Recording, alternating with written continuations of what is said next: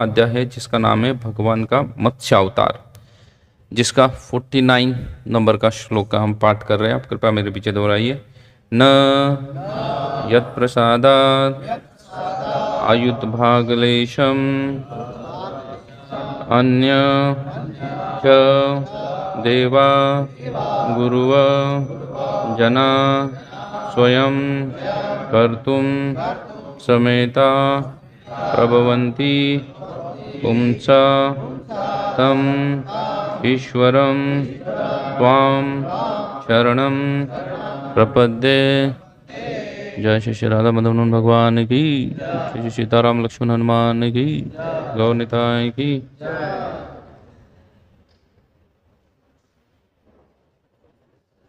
न यत् प्रसादात् युत भागलेश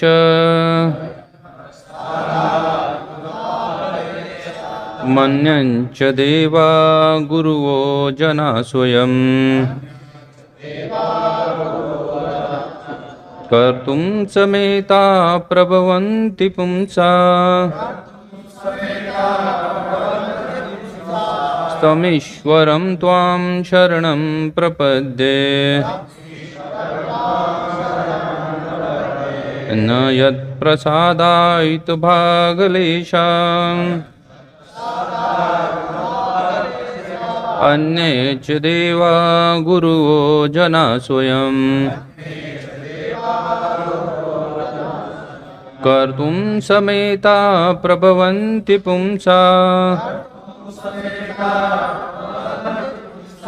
तमीश्वरं त्वां शरणं प्रपद्ये। न यत् प्रसादात् युत भागलेशा अन्ये च देवा गुरुवो जना स्वयं कर्तुं समेता प्रभवन्ति पुंसा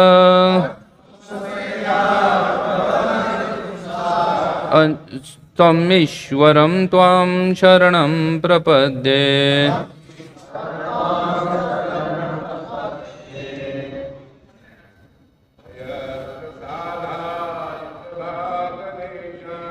न यत् प्रसादात् युत भागलेशा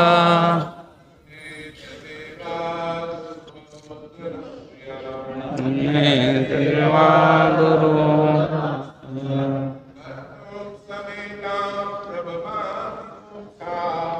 तुम समेता प्रभवन्ति पुंसा तम ईश्वरं त्वां शरणं प्रपद्ये।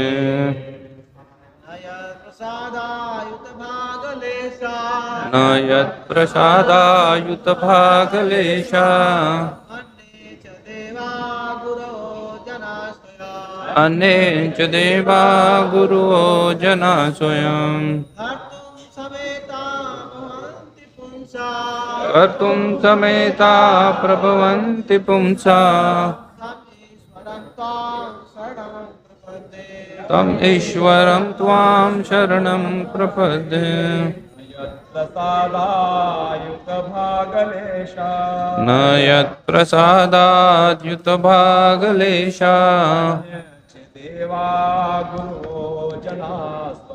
अन्ये च देवा गुरुवो जना स्वयं कर्तुं समेता प्रभवन्ति पुंसा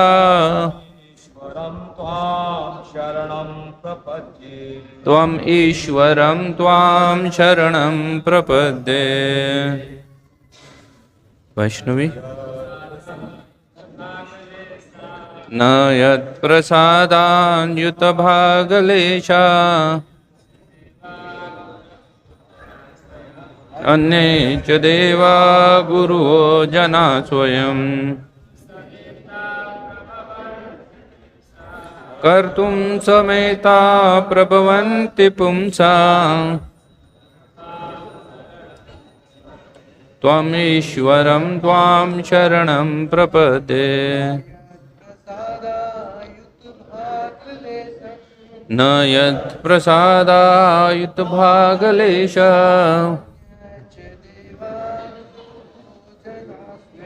अन्ये च देवा गुरु जनाश्रया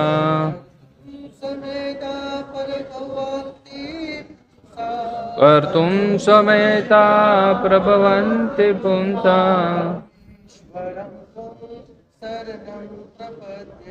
त्वमीश्वरं त्वां शरणं प्रपद्ये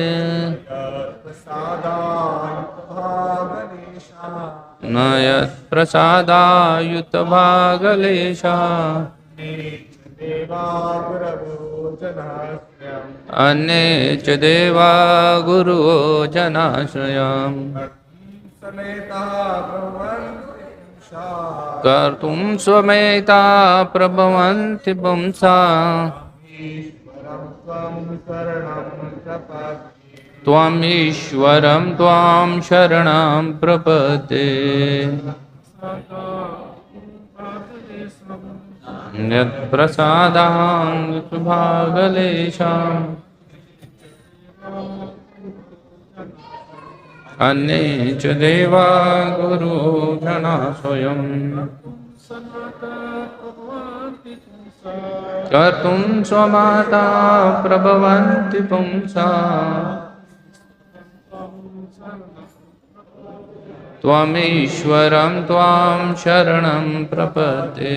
वैष्णवी शब्दार्थ। अच्छा ठीक है माता जी का इस बात से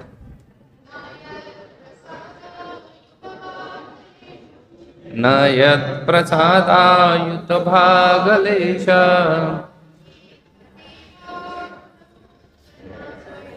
अन्ये च देवा गुरु जनाश्रया कर्तुं समेता कृतवां च पुंसा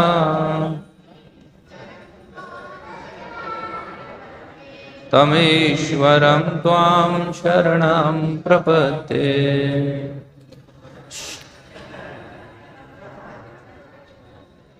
न यत्प्रसादायुतभागलेशा अन्ये च देवा गुरु जनाश्रयम्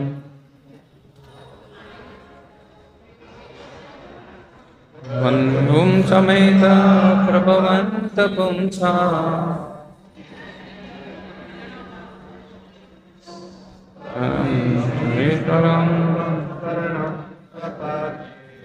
शब्दार्थ कृपया मेरे पीछे दोहराए। जो भी दर्शनार्थी है उनसे विनती है कि कृपा करके आप बात मत कीजिएगा और बीच में घूमिएगा मत, क्योंकि भागवतम चल रहा है। Just learn to respect. आप मंदिर में आए हो तो मंदिर का एटिकेट्स है, आप गार्डन में नहीं आए हुए।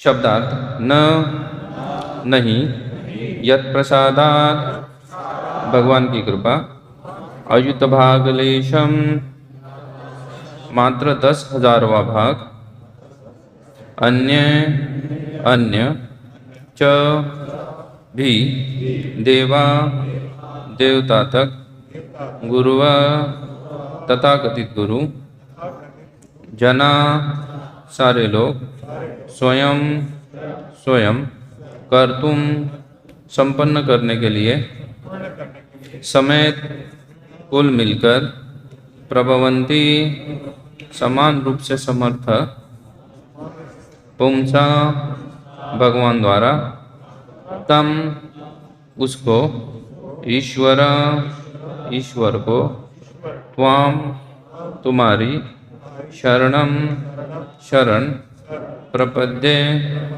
ग्रहण करने दे।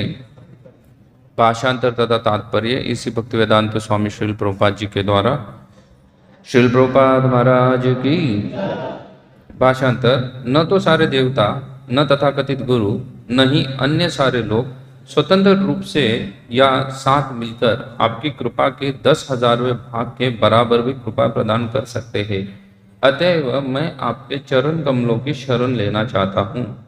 तात्पर्य कहा जाता है कि कामेस्तत ज्ञाना प्रपद्यन्ते अन्य देवता। सामान्य लोग भौतिक इच्छाओं से प्रेरित होकर शीघ्र ही फल प्राप्त करने के लिए देवताओं की पूजा करते हैं, सामान्यतः लोग भगवान विष्णु के भक्त नहीं बनते क्योंकि भगवान विष्णु उनके आदेश पूर्वक नहीं बनते। वे भक्त को कभी भी ऐसा वर नहीं देते जिससे भक्त के मन में और वरों की इच्छा उत्पन्न हो।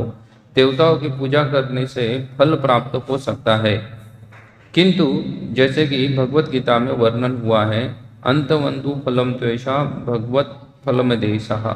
देवताओं से जो भी वर लिए जा सकते हैं वे क्षणिक होते हैं, क्योंकि देवता स्वयं नश्वर होते हैं, अतएव उनके वर भी नश्वर होते हैं और उनका कोई स्थायी महत्व नहीं होता। जो लोग ऐसे वरों की आकांक्षा करते हैं वे अल्पज्ञ हैं।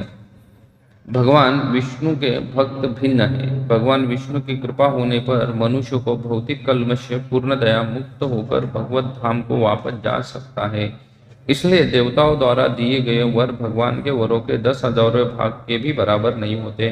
अतएव मनुष्य को चाहिए कि वह देवताओं या झूठे गुरुओं से वर प्राप्त करने का प्रयास न करे। उसे केवल भगवान से वर पाने की कामना करनी चाहिए, जैसे कि भगवत गीता में कहा गया है, सर्वधर्म परित्यज्य मामेकम शरणं व्रज अहम त्वां सर्वपापेभ्यो मोक्षयिष्यामि मा शुचः। सारे धर्म को छोड़कर केवल मेरी शरण आओ, मैं तुम्हारे सारे पापों के फल से उबार लूंगा। तुम डरो मत, यही सबसे बड़ा वर है। ओम अज्ञानतिमिरान्धस्य ज्ञानाञ्जनशलाकया चक्षुरुन्मीलितं येन तस्मै श्रीगुरुवे नमः। श्रीचैतन्यमनोभीष्टं स्थापितं येन भूतले स्वयं रूप कदा मह्यं ददाति स्वपदाङ्कितं। वन्देऽहं श्रीगुरु श्रीयुतः पदकमलं श्रीगुरून् वैष्णवाञ्च श्रीरूपं साग्रजातं सहगण रघुनाथान्वितं तं सजीवं साद्वैतं सावधूतं परिजनासहितं कृष्णचैतन्यदेवं श्रीराधा कृष्णपादान् सहगण ललिता श्रीविशाखान्वितं च। नमो विष्णुपादाय कृष्णप्रेष्ठाय भूतले श्रीमते भक्तिवेदांत स्वामिनीति नामिने। नमस्ते सरस्वती देवे गौरवाणी प्रचारिणे निर्विशेष शून्यवादी पाश्चात्यदेशतारिणे।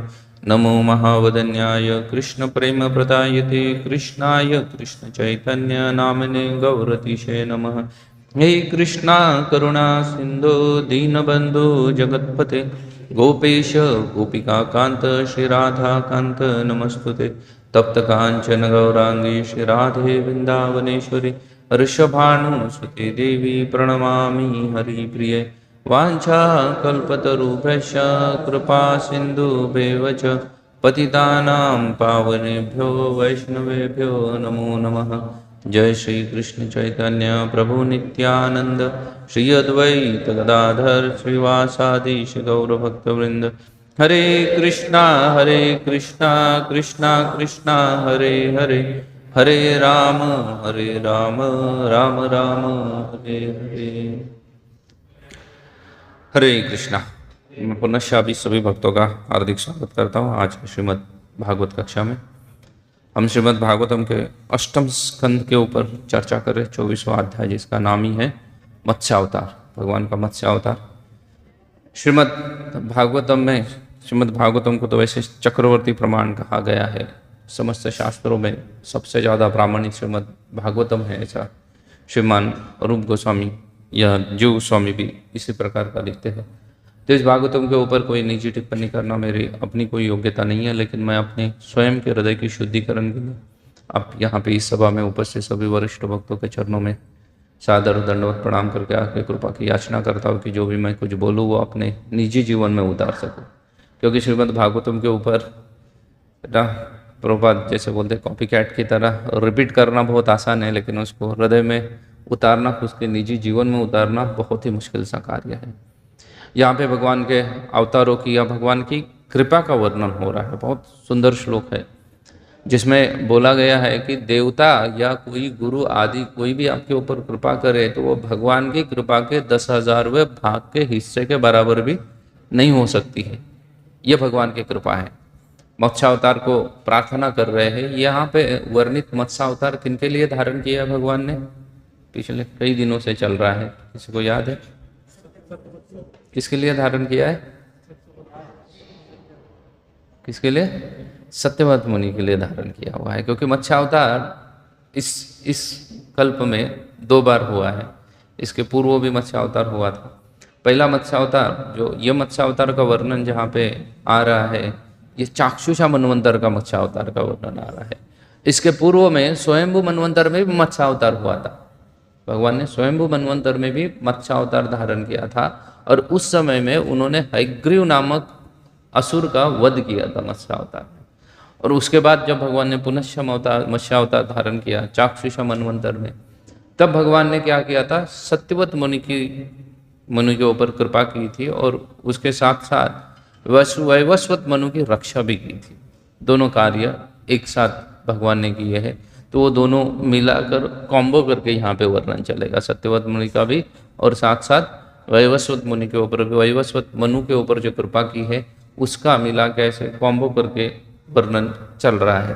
प्राय भगवान अवतार धारण करते हैं, हर अवतार का अपना उद्देश्य होता है। वैसे तो भगवान के अवतारों के ऊपर वर्णन करने जाएंगे तो बहुत 2-3 घंटे लग जाएंगे, इतने तो अवतारों का है ना। स्वयं रूप, तदैकात्म रूप, विलास अवतार, प्रभाव अवतार, ऐसा बहुत लंबा चौड़ा वर्णन चैतन्य चरितामृत में करते हैं, बृहद भागवतामृत में है, लघु भागवतामृत में है। इसको लेके विश्वनाथ चक्रवर्ती ठाकुर भागवत कना करके एक अलग पुस्तक लिखते हैं। लगभग सिर्फ अवतारों का वर्णन लिखने के लिए भागवत कना एकदम शॉर्ट हैंड नोट लिखते हैं। उसके बावजूद भी 120 पेज हो जाते हैं। 120 पेजेस है उसमें सिर्फ भगवान के अवतारों का वर्णन करने के लिए। तो आप सोचिएगा 700 पेजेस भगवत गीता में, अवतारों का वर्णन करने के लिए 120 पेजेस की आवश्यकता पड़ रही। तो भगवान के कई सारे अवतार हैं, उसमें से मूल रूप से मनवंतर अवतार और युगावतारों का ऊपर कहा जाता है। तो ये जो मत्स्यावतार जब हम सोचते हैं कि भाई ये स्वयंभू मनवंतर में हुआ, फिर बीच में नहीं हुआ, उसके बाद फिर से कहाँ पे आ गया, चाक्षुषा मनवंतर में आ गया। तो यह अवतार जो होते हैं, यह अवतार प्रायः युगावतार के जैसे होते हैं। भगवान के कई सारे अवतार होते हैं, उसमें जो मनवंतर अवतार होते हैं वो तो हर मनवंतर में होंगे, वो हर मनवंतर में होना चाहिए। लेकिन कभी कभी भगवान किसी पर्टिकुलर युग में अवतार धारण करते हैं, किसी मनु के लिए अवतार धारण करते हैं। तो ऐसे ही मत्स्यावतार भगवान ने क्या किया हुआ है, धारण किया हुआ है। वैसे तो भगवान हर युग में भी प्रकट होते हैं। भगवान की कृपा या भगवान जीवात्माओं के ऊपर इतने कृपालु है कि भगवान क्या करते हैं, हर युग में प्रकट होते हैं। सत्य युग में भगवान प्रकट होते हैं, त्रेता युग में भगवान प्रकट होते हैं, द्वापर युग में भगवान प्रकट होते हैं, और उसके साथ साथ कहाँ होते हैं भगवान, कलयुग में भी भगवान क्या होते हैं, प्रकट होते हैं। कई बार भगवान प्रकट होते हैं, कुछ विशेष प्रयोजन से भगवान का अवतार होता है। और कुछ अवतार जिसको युगावतार कह सकते हैं, सत्य, त्रेता, द्वापर, कली, युग में, that is called as the schedule incarnation. जैसे हम किसी काम करने का टाइम टेबल बनाते हैं, शेड्यूल बना देते हैं, वैसे ही भगवान के ये जो अवतार होते हैं युगावतार, वो क्या होते हैं, वो शेड्यूल्ड है, वो फिक्स्ड अप है, और उसमें होंगे ही होंगे। मनवंतर अवतार आर नॉट शेड्यूल्ड, वो किसी मनवंतर में हो सकते हैं, किसी मनवंतर में वो होंगे भी नहीं, क्योंकि वो पर्टिकुलर उस मनु की मदद करने के लिए भगवान क्या करते हैं, ले लेते हैं। तो एक दृष्टि से देखा जाए तो ये मत्स्य अवतार जो भगवान ने धारण किया है, मनवंतर अवतार भी एक बार स्वयंभू मनु के लिए धारण किया, अभी चक्षुषा मनु के लिए धारण कर रहे हैं। तो ये मनवंतर अवतार जो भगवान के होते हैं उसमें कोई शेड्यूल ऐसा होता नहीं है, वो भगवान कभी भी प्रकट हो सकते हैं मनु के अनुसार। और कुछ अवतार होते हैं जो भगवान प्रायः भक्तों के ऊपर कृपा करने के लिए ही धारण करते हैं, सिर्फ कृपा करने के लिए धारण करते हैं। वो अवतार बहुत ही विशेष है, क्योंकि उसमें कुछ शेड्यूलिंग नहीं है। युगावतार है वो शेड्यूल है, जैसे सत्ययुग, इसके पूर्व में अगर हम देखेंगे तो द्वापर युग होके गया, उसके पहले त्रेता युग था, उसके पहले क्या था, सत्ययुग था। तो अभी सत्ययुग में भगवान अवतार धारण करते हैं, भगवान का नाम उसमें शुक्ल अवतार भगवान धारण करते हैं। भगवान का वर्ण जो है वो भी शुक्ल वर्ण होता है। भगवान चतुर्भुज रूप धारण करते हैं, जटा रखते हैं, वल्कर वस्त्र धारण करते हैं, उपवीता जनेवा धारण करते हैं, ब्रह्मचारी वेश में रहते हैं, शांति, मैत्री, करुणा आदि भगवान के गुण होते हैं। चतुर्भुज रूप भगवान होते हैं ब्रह्मचारी के रूप में। ये भगवान अवतार कहाँ धारण करते हैं, ये सतयुग में भगवान धारण करते हैं। इस अवतार सतयुग में धारण करते हैं, ये शेड्यूल इनकारनेशन है। अगर आप श्रीमद् भागवतम के 11वें स्कंद के पंचम अध्याय का 21वां नंबर श्लोक देखोगे तो उस 21वें नंबर श्लोक के अंदर 11वें अध्याय में 11वें स्कंद के पंचम अध्याय में 21 नंबर श्लोक में इस शुक्ल अवतार का वर्णन है, स्केड्यूल इनकार्नेशन, जो कि कहाँ पे कर रहे हैं भगवान अवतार धारण कर रहे हैं, सत्ययुग के लिए धारण कर रहे हैं। वहां पे अवतार धारण करके वो क्या करते हैं, उस युग धर्म जो है उसको क्या करते हैं, उसका प्रसार करते हैं, उस युग धर्म का प्रचार करते हैं। ब्रह्मचार्य धारण करना, वल्खर वस्त्र धारण करना, कंदराओं में, गुफाओं में, जंगल में वास करना, और क्या करना, कृतय ध्याय तो विष्णु, क्या करना है, भगवान विष्णु के ऊपर क्या करना है, ध्यान करना है, तपस्या आदि करना है। ये सतयुग की क्या है, प्रणाली है, भगवान को प्राप्त करने की क्या है, विधि है। उस विधि का वो क्या करते हैं, प्रचार प्रसार आदि करते हैं। ये सतयुग में भगवान अवतार धारण करते हैं। उसके तदपश्चात, तद उपरांत क्या आता है, त्रेता युग आता है। अगेन सेम 11वें स्कंद के उसी अध्याय में 5वें अध्याय में 24वां नंबर का श्लोक में त्रेता युग के अवतार का वर्णन हुआ है, जिसमें भगवान क्या करते हैं, फिर से चतुर्भुज धारण करते हैं। उसको त्रेता कहा जाता है, चतुर्भुज रूप धारण करते हैं। और क्या किया है उन्होंने, उनका वर्ण जो है लेकिन वो रक्त वर्ण के है। त्रेता युग में भगवान जब आते हैं तो रक्त वर्ण के आते हैं। इसलिए कई बार, बहुत बार ऐसा मिसअंडरस्टैंडिंग होता है और जिसमें लोग समझ बैठते हैं कि भगवान रामचंद्र भी कैसे हैं, रक्त वर्ण के हैं, कहीं पर वर्णन आता है। क्योंकि वो त्रेता युग का क्या है, वो भगवान रामचंद्र नहीं है। त्रेता युग का क्या है, वो युगावतार है। त्रेता युग के युगावतार भगवान रामचंद्र नहीं हो सकते हैं। त्रेता युग के युगावतार है, वो भी ब्रह्मचारी है, वो भी चतुर्भुज रूप धारण किए हुए हैं, द्विभुज रूप में नहीं प्रकट होते हैं। भगवान वहां पे प्रकट तो होते हैं, लेकिन कौन से रूप में प्रकट होंगे, चतुर्भुज रूप धारण करके प्रकट होंगे। और यज्ञ विधि, त्रेता की विधि क्या है, यज्ञ विधि है। यज्ञ आदि विधि के द्वारा भगवान को प्रसन्न किया जाता है। इसलिए वो अपने चारों हाथों में आयुध धारण करते हैं। वो आयुध कौन से हैं, जो यज्ञ में लगने वाले हैं। आपने देखा होगा कई बार यज्ञ होता है तो घी डालने के लिए एक विशिष्ट प्रकार का क्या होता है, स्पून होता है। यज्ञ में अगर अग्नि को थोड़ा सा ठीक ठाक करने के लिए एक विशेष प्रकार का हाथ होता है जो लकड़ी का बना रहता है। तो इन सब आयुधों को भगवान क्या करते हैं, अपने चारों हाथों में धारण करते हैं। क्योंकि वो त्रेता युग है, त्रेता युग में भगवान को प्रसन्न करने का विधि ही क्या है, यज्ञ आदि है। अभी कलयुग में यज्ञ कार्य नहीं करता है इतना। भगवान को प्रसन्न करना, आप बोलोगे कि मैं जीवन भर यज्ञ करता रहूंगा और भगवान को क्या हो जाएंगे, भगवान प्रसन्न हो जाएंगे, तो ये क्या है कार्य, ये इम्पॉसिबल सा कार्य है सिर्फ यज्ञ के द्वारा भगवान को प्रसन्न करना। क्योंकि यज्ञ में कई सारी त्रुटियां हो सकती है, कई सारी चीजें होती है जो इस समय में कलयुग में यज्ञ करने के लिए क्या नहीं है, उपलब्ध ही नहीं है। वैसी चीजें ही उपलब्ध नहीं है। बहुत बार हम संविदा लाते हैं, विशेष वृक्ष की होनी चाहिए, हम दुकान से खरीद के लाते हैं, पता नहीं वो कौन से वृक्ष की होती है। क्योंकि लकड़ी टूटने के बाद उसको पता करना बड़ा मुश्किल है कि कौन से वृक्ष की ये छोटी लकड़ी है। तो दुकानदार कौन से लकड़ी बेच रहा है, कौन से वृक्ष के बेच रहा है, कहना बड़ा मुश्किल है। वो विशेष किसी वृक्ष की होनी चाहिए थी। तो इसलिए कलयुग में ये नहीं हो सकता है। लेकिन त्रेता युग में भगवान क्या करते हैं, यज्ञ विधि का क्या करते हैं, पुरस्कार करते हैं, उसको प्रदान करते हैं यज्ञ विधि को, और भगवान अवतार धारण करते हैं। ये भी शेड्यूल इनकारनेशन है त्रेता युग में। फिर द्वापर युग आता है। वैसे त्रेता युग में भगवान रामचंद्र आते हैं, but that is not schedule incarnation. वहाँ का युगावतार जो है वो अलग है, वो भगवान त्रेता है, वही भगवान अवतरित होते हैं त्रेता युग में। और द्वापर युग में भगवान अवतरित होते हैं श्याम वर्ण धारण करके। उनका उस वक्त श्याम वर्ण है, पीताम्बर धारण करते हैं, चक्र कौस्तुभ मणि आदि धारण करते हैं, और वैदिक या तांत्रिक मार्ग से अर्चना विधि को प्रदान करते हैं। हम जो भगवान की पूजा अर्चना आदि करते हैं ना, उसमें भी हमारी तो विधि वैसे भागवत विधि है, हम भागवत विधि से करते हैं। इसलिए भागवत विधि वैदिक और तंत्र विधि का क्या है, कॉम्बिनेशन है, हम भगवान को करते हैं। लेकिन वैदिक और तंत्र विद्या को वो क्या करते हैं, प्रसार करते हैं द्वापर युग में भगवान अवतरित होके। क्योंकि उस वक्त क्या है, अर्चनम एक ही मात्र मार्ग है भगवान को प्राप्त करने के लिए, या वो सरल मार्ग है। क्या है, वो सरल मार्ग है भगवान को प्राप्त करने के लिए। भगवान के बड़े बड़े मंदिर बनाए जाए, उसमें बड़े बड़े अर्च विग्रहों की स्थापना की जाए, और विग्रहों का क्या किया जाए, बाद में उपासना की जाए, उनका वर्शिप किया जाए। ये अर्चन विधि को भगवान क्या करते हैं, प्रदान करते हैं द्वापर युग में।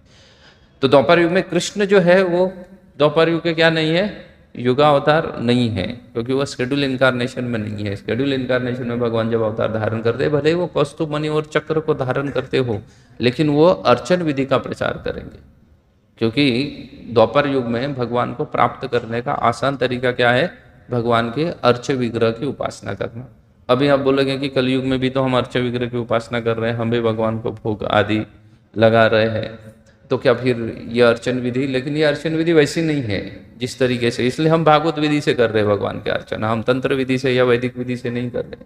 अगर आपको तंत्र विधि से देखा जाए भगवान की अर्चना कैसी करनी है, तो आप कभी केरल में स्थित शायद गुरुवायूर में जाएंगे, केरल राज्य में स्थित है, गुरुवायूर में अगर जाओ तो आप देखो वहाँ पे तंत्र विधि कितनी डिफिकल्ट विधि है उन लोगों की। अगर आप जाके कहीं पे, प्राय हम जाते हैं ना, तो हम साइट सीइंग के लिए जाते हैं, कहीं पे किसी तीर्थ में आदि जाते हैं तो क्या करते हैं, सिर्फ साइट सीइंग करते हैं। वो मंदिर देखा अच्छा लग रहा है, या हाथी भी अच्छा लग रहा है, वहाँ तो हाथी की परेड देखने के लिए जाते हैं शाम के समय में। वहाँ क्या निकलता है, भगवान की परिक्रमा करते हैं हाथी के ऊपर बिठा के, तो वो देखने के लिए लोग चले जाते हैं। लेकिन वहाँ के ब्राह्मण पंडित जो पुजारी है वो क्या कर रहे हैं उसके ऊपर हम ध्यान नहीं देते हैं। तंत्र विधि है, वैसा देखा जाए तो भागवत और तंत्र विधि का अच्छा कॉम्बिनेशन, हमने तो पूरा भागवत ही है, तंत्र हमारे पास बहुत कम है, लेकिन मध्वाचार्य ने दिया था। वैसा अगर आप देखने के लिए जाएंगे तो जगह इसमें भी जाके देखिएगा, उड़पी में भी देखिएगा, बड़े ही स्ट्रिक्ट है। सुबह के मंगल आरती में तो आपको विद स्टिचिंग क्लोथ के साथ अंदर लेंगे ही नहीं पहन के हुए। आप अगर जाओ वहाँ मंगल दर्शन के लिए तो आपको कुर्ता उतारने के लिए बोल देते हैं, तो उत्तरी डालो या कुर्ता उतार के कम से कम प्रवेश करो उड़पी में, इतने स्ट्रिक्ट है। तो ये तंत्र विधि भगवान प्रदान करते हैं कहाँ पे? द्वापर युग में भगवान प्रदान करते हैं। और फिर भगवान कलयुग में भी प्रकट होते हैं।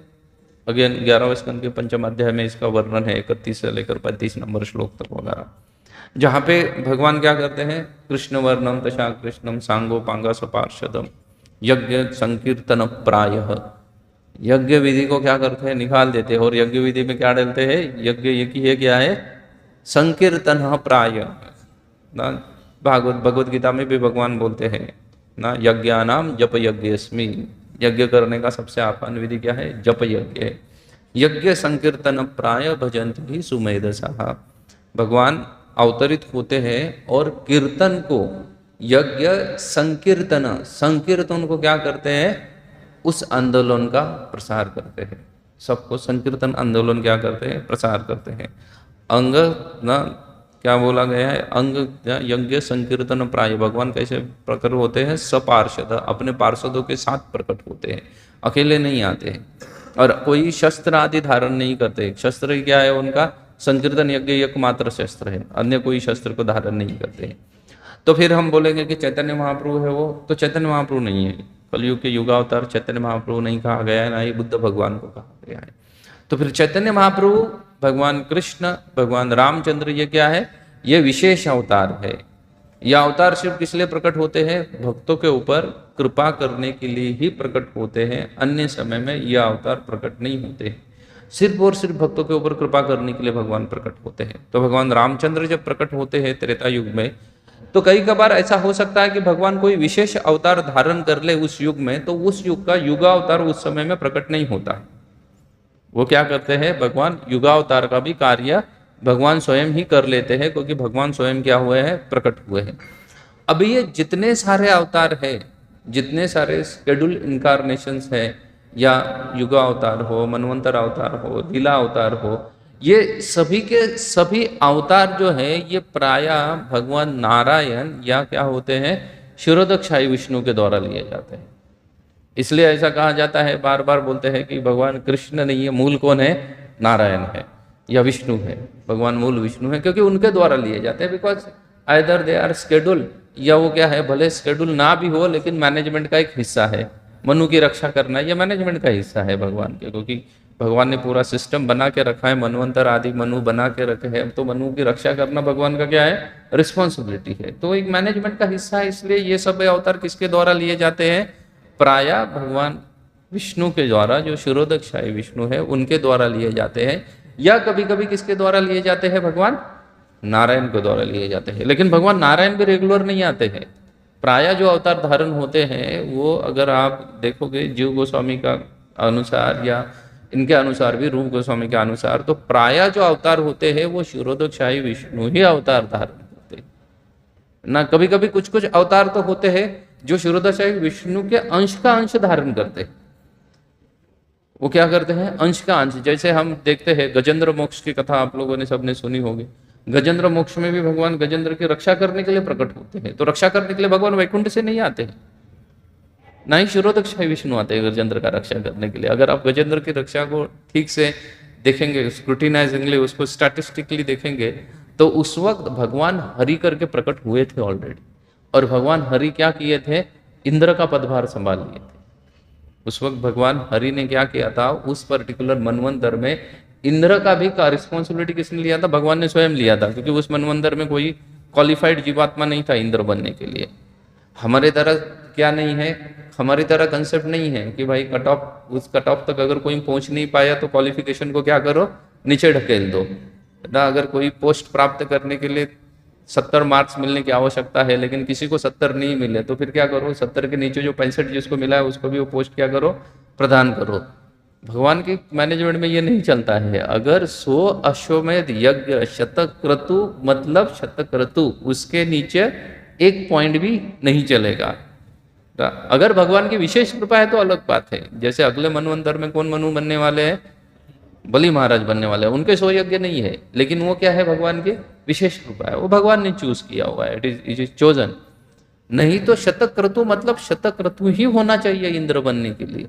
100 अश्वमेध यज्ञ करने वाला ही चाहिए। अगर उसके नीचे एक भी कम गिरता है अश्वमेध यज्ञ, तो उसको इंद्र नहीं बनाया जाएगा। फिर उस समय में कौन आ जाएंगे, भगवान स्वयं आ जाएंगे इंद्र बनने के लिए। भगवान स्वयं अवतार धारण करके, तो भगवान हरि ने धारण किया था। और वही भगवान हरि किसकी रक्षा करने के लिए आगे, गजेंद्र की रक्षा करने के आगे। तो प्राय ऐसा होता है, भगवान नारायण भी प्रकट नहीं होते हैं। इतना आसान नहीं है भगवान नारायण स्वयं अवतार धारण करना। इसलिए प्राय भगवान रामचंद्र के भक्तों में और वैष्णवों में, खास करके गौड़िया वैष्णवों में क्या चलता रहता है, मंथन चलता रहता है, शास्त्र का मंथन चलता रहता है।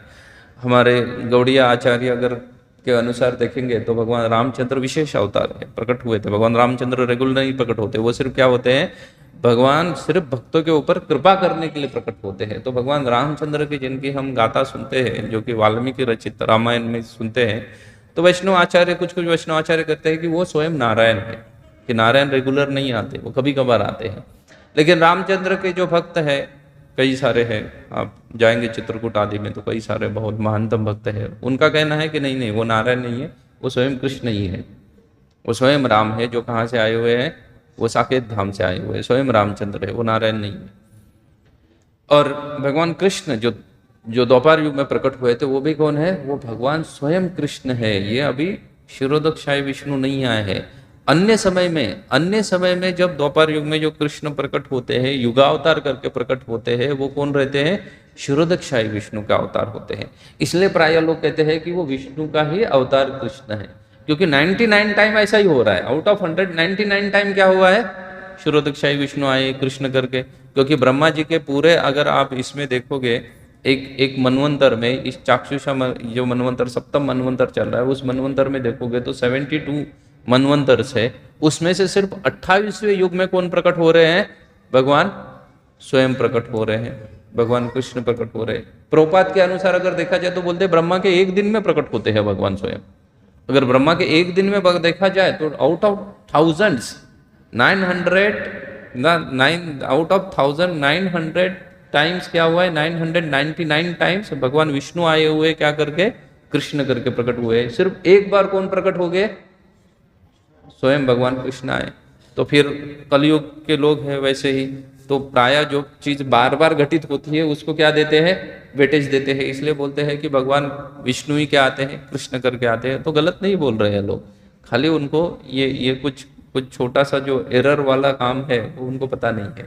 वो क्या है, वो मूलतः कौन आए हुए, स्वयं कृष्ण आए हुए हैं। जब 28, ये 28 चल रहा है कलयुग, तो इसके पहले 28 क्या था, 28 कलयुग चल रहा है, इसके पहले 28 द्वापर युग था। तो ये 28 द्वापर युग में ही कौन प्रकट होते हैं, स्वयं भगवान कृष्ण प्रकट होते हैं ना। और ये कई सारे आचार्यों ने प्रमाणित किया है, कई सारे आचार्यों ने प्रमाणित किया है।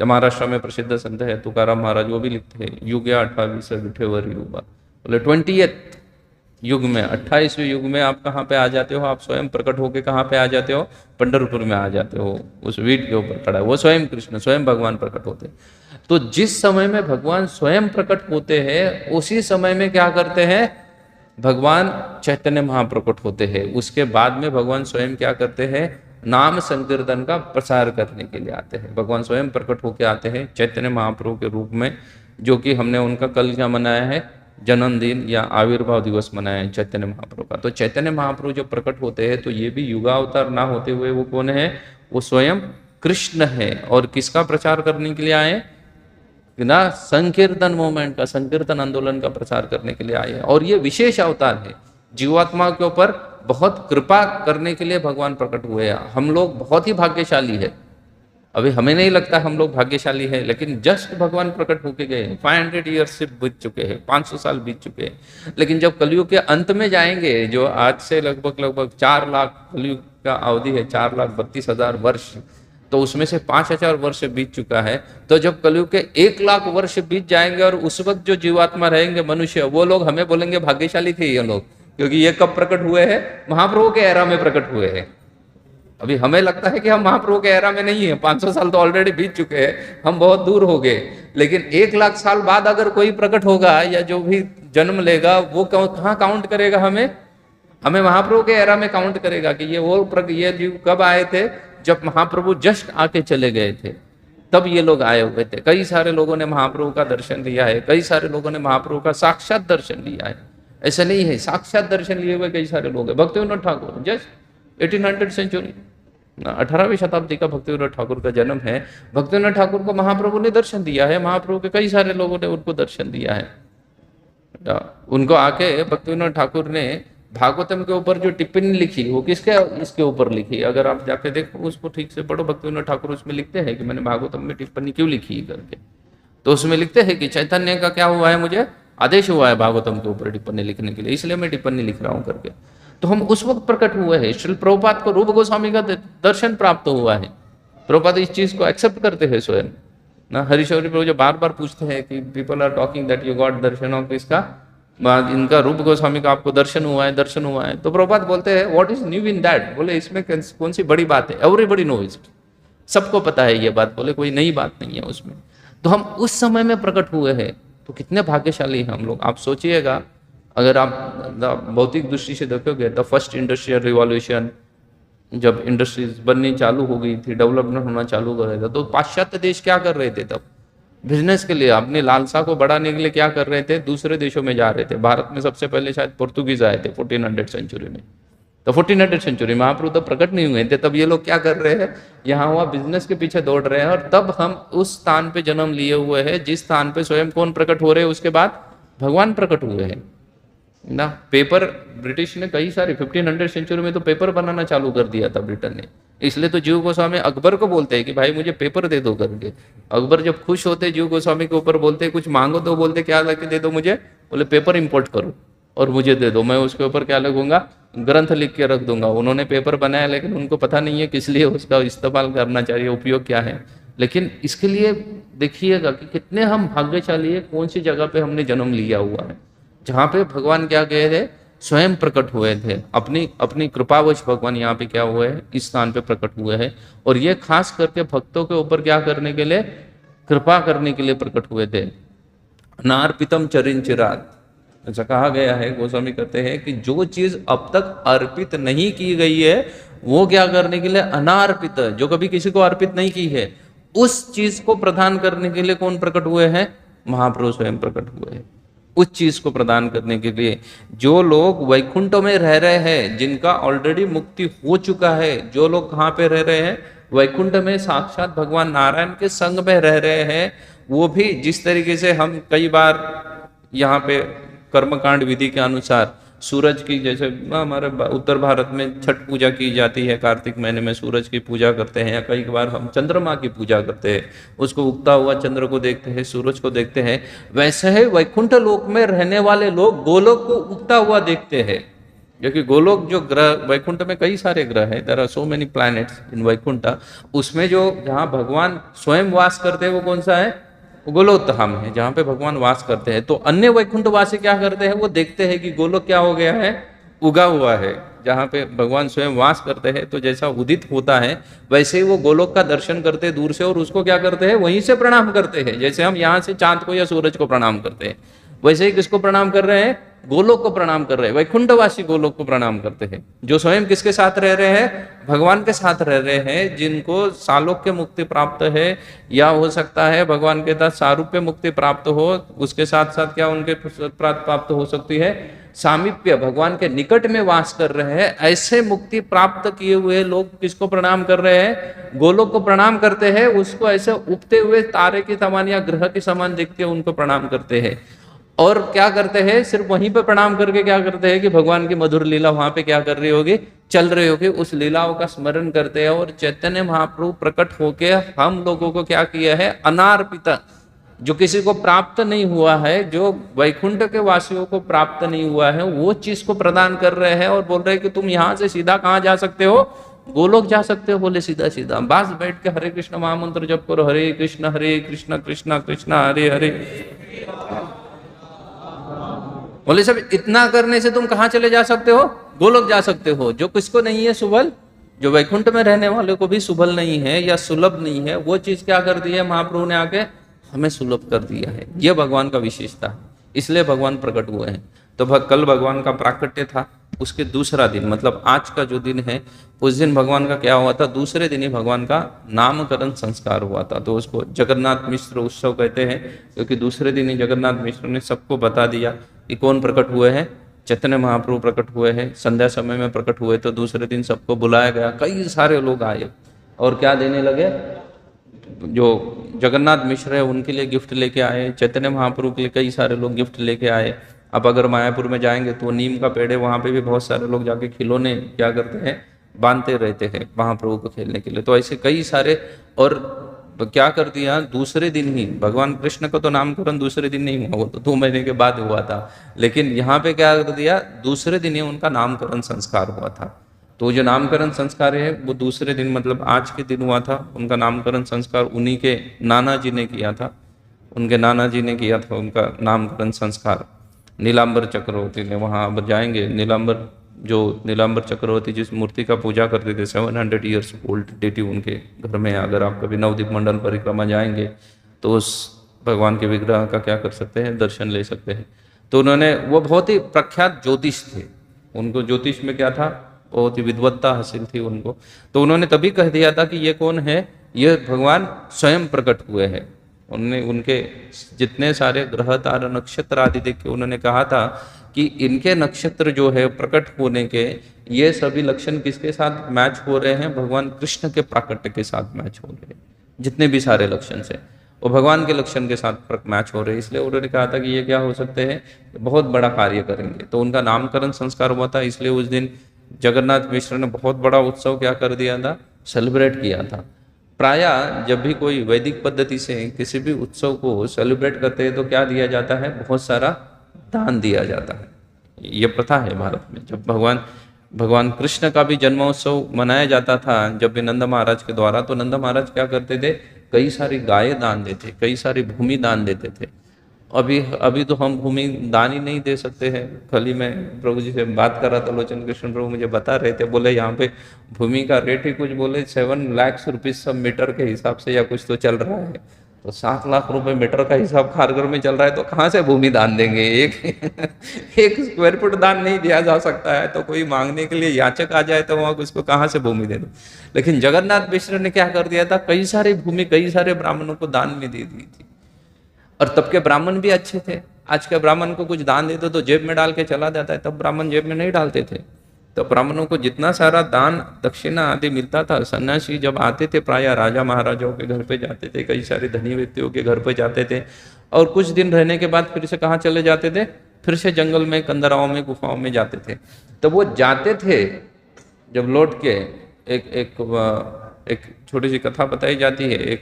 एक लड़का था 20-22 साल का, उसने देखा गांव में एक सन्यासी आ गए और हर कोई उसको क्या कर रहा है, पूजा कर रहा है, उसको प्रणाम कर रहे हैं, उसको उठा के ले रहे हैं, उसको बहुत सारे गिफ्ट दे रहे हैं। इसने सोचा कि मैं भी सन्यासी बन जाता हूँ, क्योंकि ये ऐसा कार्य क्या होगा, इतना बोले रिस्पेक्ट किसी को नहीं मिल रहा है, ये सन्यासी को बड़ा रिस्पेक्ट मिल रहा है, मैं भी सन्यासी बनता। वो उनके पीछे पीछे चलने लगा।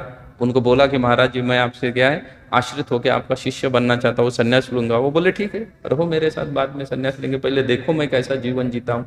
तो उसने देखा इनको तो बड़े मिष्ठान ने खिलाए जा रहे हैं, 56 भोग खिलाया जा रहा है, जिस भी घर में जाओ लोग जबरदस्ती खिला रहे हैं ना।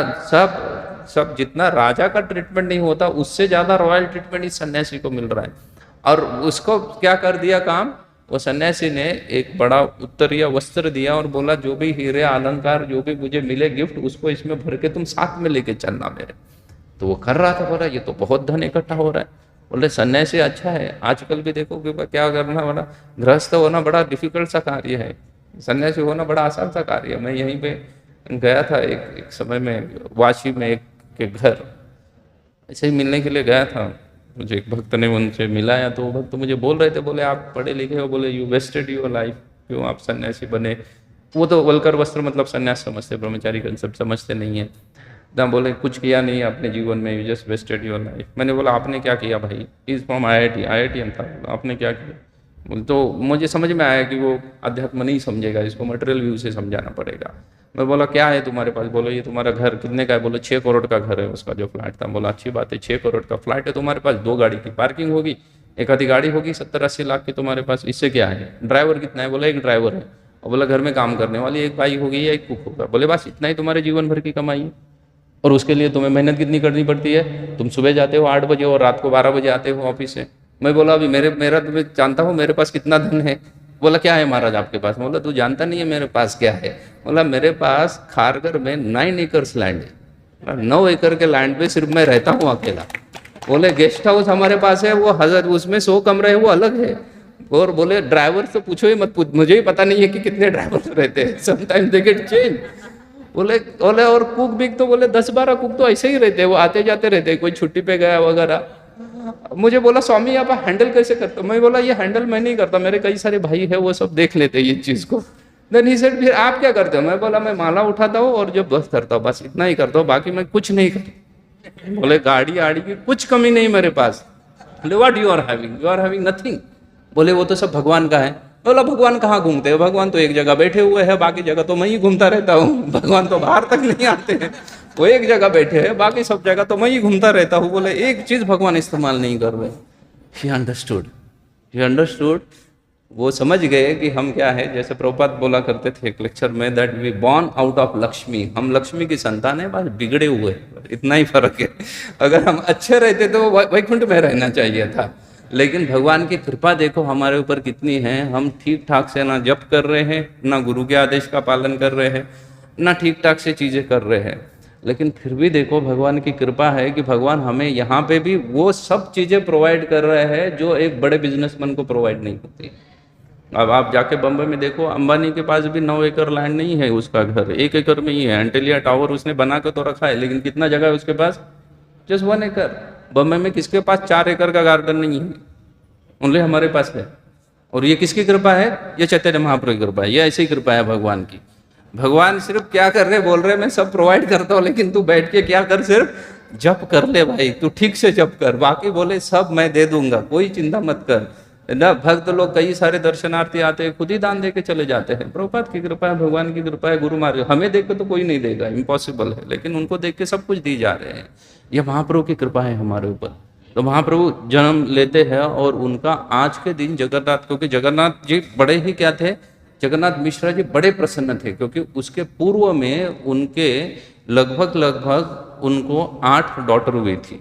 अगर चैतन्य चरितामृत पढ़ के जाओगे तो उनको 8 कन्याएं हुई थी, लेकिन वो जन्म के बाद तुरंत ही क्या हो गई थी, चली गई थी, एक भी उसमें से जीवित नहीं। 9th उनको एक पुत्र प्राप्त होता है, 9वां एक पुत्र प्राप्त होता है, लेकिन वो क्या करता है, इमैच्योरली संन्यास धारण करता है। वो भी संन्यास धारण करके चले जाता है। विश्वरूप उनका जिस दिन जन्म होता है उस दिन विश्वरूप महोत्सव करके सेलिब्रेट किया जाता है। श्रील प्रभुपाद जी ने उसी दिन संन्यास लिया था, उनके जन्म के दिन, विश्वरूप महोत्सव के दिन श्रील प्रभुपाद जी ने भी संन्यास धारण किया था। तो वो संन्यास धारण करके तो चले गए, वो चले गए। बाद में साउथ इंडिया में कई जगह पे उन्होंने घूमे। उसके बाद वो पंढरपुर में आए थे, पंढरपुर में पता नहीं लोकनाथ महाराज जानते हैं कहीं पे तो उनका समाधि है, क्योंकि चैतन्य महाप्रभु भी अपने भाई को ढूंढने के लिए साउथ इंडिया यात्रा जाते ही वो कहाँ तक पहुँचे थे, पंढरपुर में पहुँचे थे। तो महाप्रभु को पता चला था कि उनके जो भाई है विश्वरूप उन्होंने पंढरपुर में ही देह त्याग दिया था चैतन्य महाप्रभु को मिलने के पूर्व ही। तो वहाँ पंढरपुर की भी परिक्रमा होती है कार्तिक में, या कभी तो लोकनाथ स्वामी महाराज अरेंज करते हैं पंढरपुर की 3 दिन की परिक्रमा होती है, उस समय में वहाँ जाते हैं। मैं तो कभी नहीं जा पाया, हर साल सोचता हूँ जाऊँगा लेकिन नहीं हो पाया। लेकिन महाराज को पता है वो कहाँ पे उनका समाधि स्थान है, वो डेंस पॉपुलेटेड एरिया में है। तो विश्वरूप नवम थे और उसके बाद 10वीं संतान करके उनको कौन हो गए हैं, महाप्रभु को है, चैतन्य महाप्रभु। तो आप किसी भी पिता को जान सकते हैं जिनका 9 संतान या जो नहीं रही है और कोई संतान प्रकट हो जाए तो वो पिता कितना खुश होगा। तो उतने ही कौन खुश थे, जगन्नाथ मिश्र खुश थे। और उन्होंने बहुत बड़ा किसका फेस्टिवल का आयोजन किया था, कई सारे लोगों को कई सारे दान दिया था, कई सारे लोगों को फिस्ट आदि दिया था। तो फेस्टिवल था। हमारा तो गलत था कि हमने तो कल तो कई सारे लोग भूखे भी चले गए प्रसाद कम गिर गया हमारा फेस्टिवल में। लेकिन जगन्नाथ मिश्र ने बहुत बड़ा फेस्टिवल किया था। जैसे तो देखा जाए भगवान कृष्ण भी क्या है, 8वीं संतान है। गिरिराज स्वामी महाराज जब इसके ऊपर क्लास देते हैं तो बोलते हैं वहाँ पे भी क्या हुआ था, भगवान के 6 जो संतान है वसुदेव जी के वो तो चले गए थे, कंस के द्वारा वध कर दिए गए। 7वीं संतान बलराम जी क्या किए गए, ट्रांसफर किए गए। बलराम जी चले गए और सीधा सीधा वो पहुँच गए गोकुल। और भगवान जो है वो क्या है, 8वीं संतान है। तो भगवान 8वीं संतान है। चैतन्य महाप्रभु क्या है, 10वीं संतान है आपके माता पिता की। एक ब्रह्मचारी मुझे कह रहे थे, बोले देखो ये 8वीं संतान है भगवान कृष्ण, भगवान क्या है, भगवान चैतन्य महाप्रभु 10वीं संतान है अपने माता पिता की। बोले लेकिन ये हम दो हमारे दो के चक्कर में बोले महापुरुषों ने जन्म लेना ही बंद कर दिया। बोले अभी तो क्या हो रहा है, ये कंट्रोल पॉपुलेशन कंट्रोल के चक्कर में महापुरुषों का नंबर ही नहीं लग रहा है। वो क्या हो गए, वो आउट हो गए हम दो हमारे दो के चक्कर में। मैंने उनको बोला ऐसा नहीं है, भगवान रामचंद्र अपने माता पिता का प्रथम संतान थे। तो बोले महापुरुष अभी भी आ सकते हैं अगर प्रकट होना है तो। तो चैतन्य महाप्रभु प्राकट्य के लिए आज का दिन हमारे लिए बहुत ही विशेष है। वैसे तो जितना भी हमारे पास